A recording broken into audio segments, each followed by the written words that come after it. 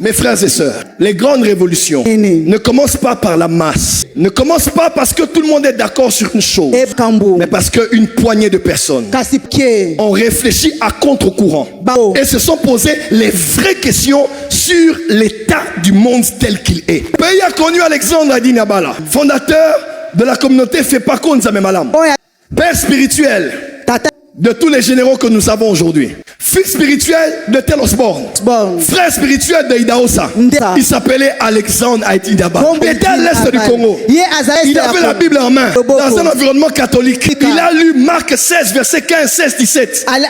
Voici les miracles qui accompagneront ceux qui ont cru en mon nom. Premièrement, ce seront les démons.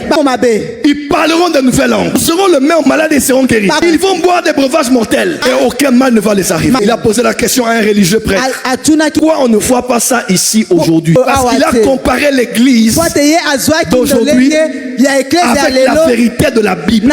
Et ce prêtre lui a dit ça n'existe plus. Et Adi Nabala s'est fâché contre Dieu, fâché contre le verset biblique. Quelques temps après, il est allé au Kenya. Il apprend que Tel Osborne, un blanc, venait au Kenya. Réveillez-vous à la réalité. Réveille-toi. Soubeaka, rise up. Nous voulons ce Dieu-là. Alléluia. Si c'est la même onction, c'est le même Dieu d'Abraham, d'Isaac, Dieu de Jacob. Allons tous à la montagne. Sois prêts, nous allons partir sur la montagne. Wake up! Réveille-toi. Wake up! Oh la rama cobra tamasela rabando se cabra. Likabrando Boshanda. Ça c'est sur le plan physique.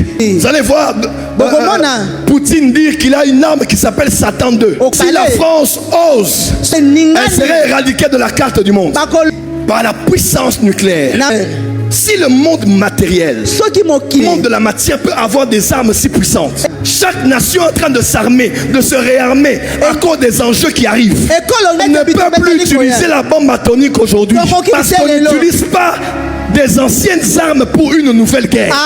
Je parle à l'église de ma nation. Nous avons une nouvelle guerre. Il n'est plus le temps d'utiliser les anciennes armes.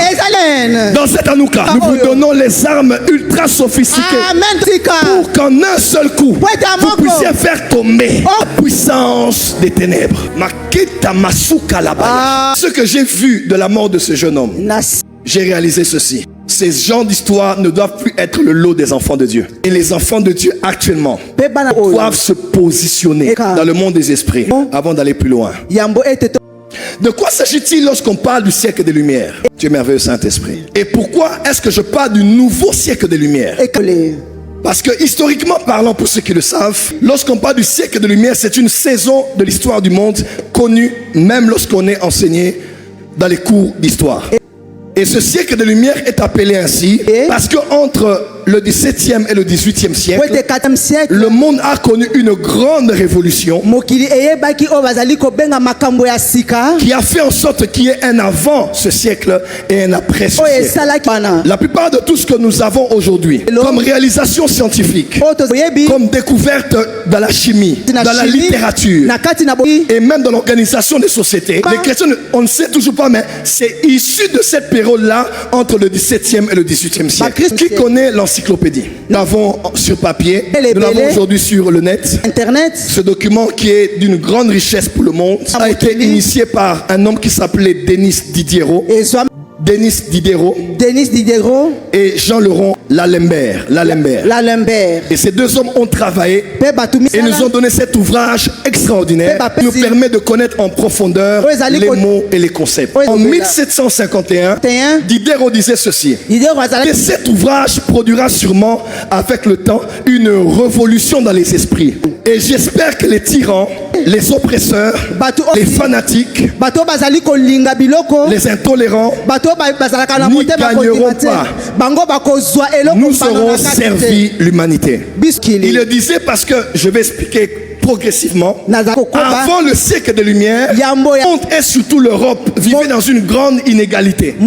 Le pouvoir étatique et la population, l'élite intellectuelle qui était minoritaire, qui avait des savoirs dans tous les domaines, et la majorité qui était comme dans l'obscurantisme, dans les ténèbres. Quand ces deux hommes concevaient l'encyclopédie, en 1700 déjà, ils voyaient qu'ils auraient servi l'humanité en permettant à tout être humain de ne plus être marginalisé dans le camp des ignorants, tout en étant dominé par le camp de ceux qui ont le savoir. Et vous le savez, le savoir c'est la lumière, la connaissance c'est la lumière, et l'ignorance c'est l'obscurité. Même qu'on appelle Satan le prince des ténèbres, on l'appelle ainsi parce qu'il domine, il est prince là où l'ignorance est établie.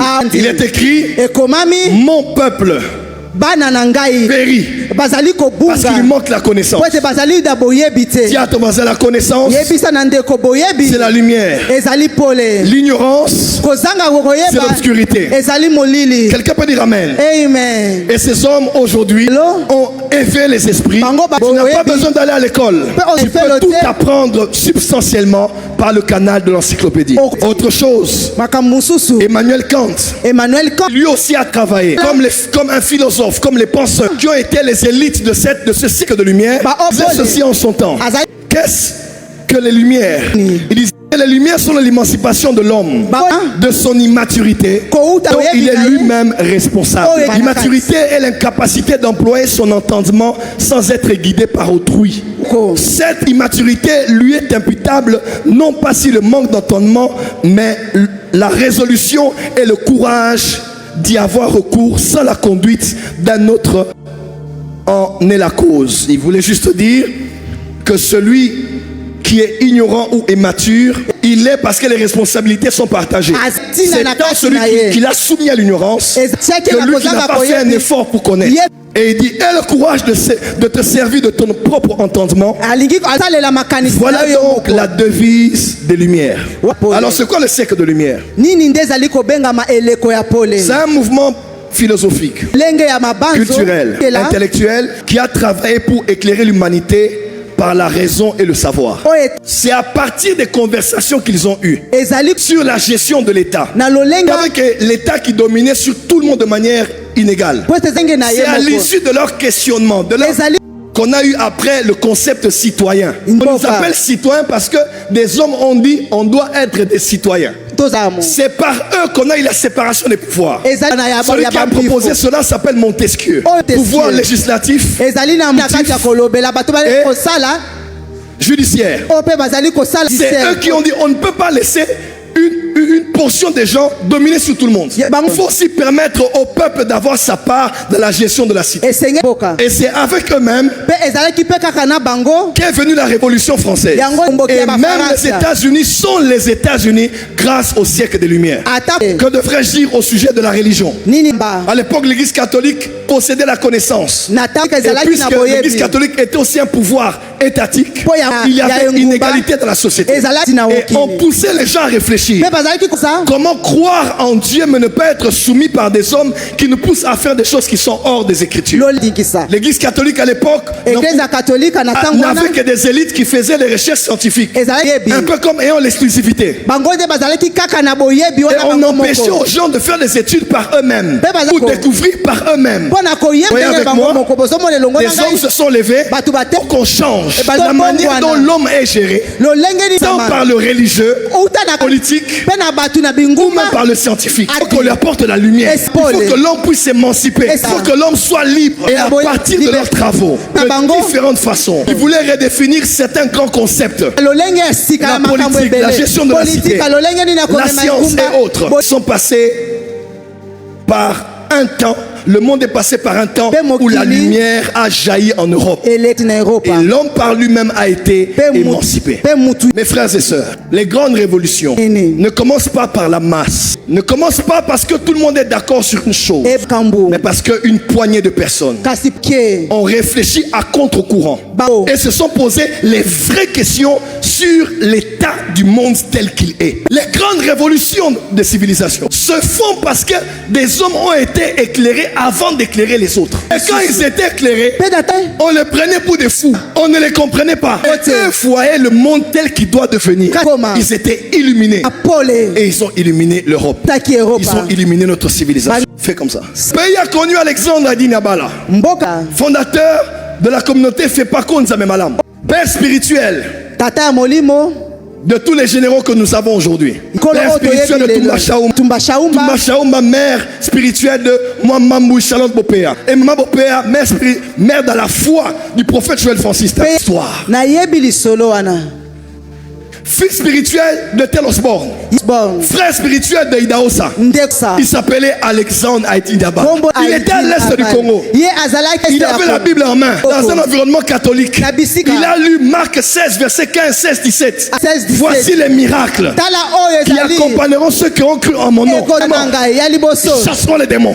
Ils parleront de nouvelles langues. Ils imposeront le main aux malades et seront guéris. Ils vont boire des breuvages mortels et aucun mal ne va les arriver. Il a posé la question à un religieux prêtre. Il dit pourquoi on ne voit pas ça ici aujourd'hui? Comparer l'église aujourd'hui avec la vérité de la Bible.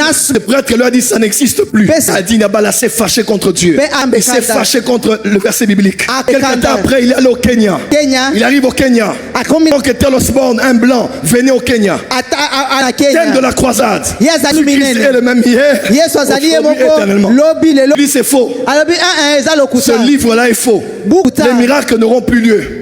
Parce qu'un prêtre m'a dit ainsi. Adi Nabala est parti avec ses amis. Un de ses amis a pris sa grand-mère qui était aveugle. Ils sont allés à la croisade. Et pendant que le blanc prêchait, Adi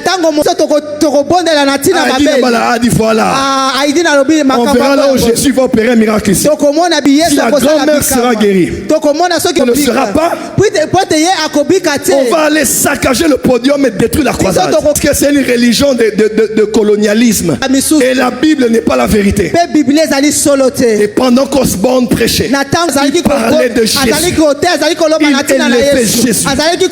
Il magnifiait Jésus. Il a dit au nom de ce Jésus, que les malades soient guéris. Pendant qu'ils étaient là, ils ont entendu la maman en Swahili qui disait je suis en train de voir. Je suis en train de voir. Je suis en train de voir.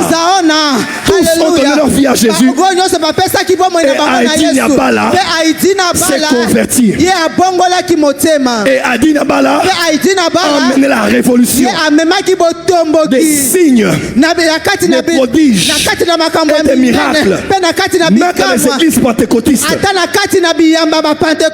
Pourquoi? Seuls les hommes éclairés peuvent éclairer ceux qui sont dans le droit.